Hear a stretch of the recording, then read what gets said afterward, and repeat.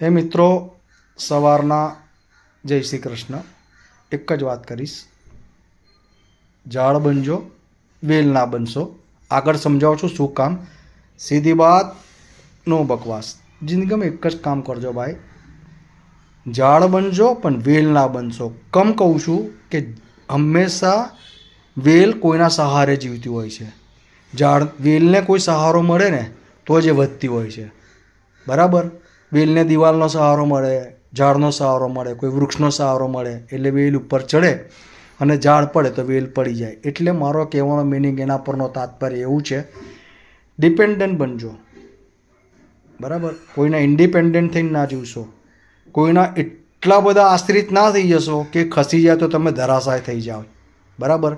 તમારે પોતાનું એટલું તો વર્ચસ્વ રાખજો કે તમારી જિંદગીમાંથી એ વ્યક્તિ નીકળી જાય તો તમે ધરાશાય થઈ જાઓ.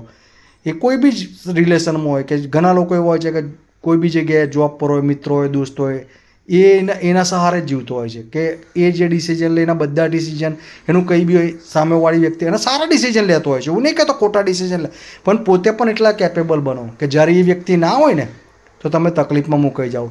તો જિંદગીની અંદર બનો તો ઝાડ બનજો, વેલ ના બનજો.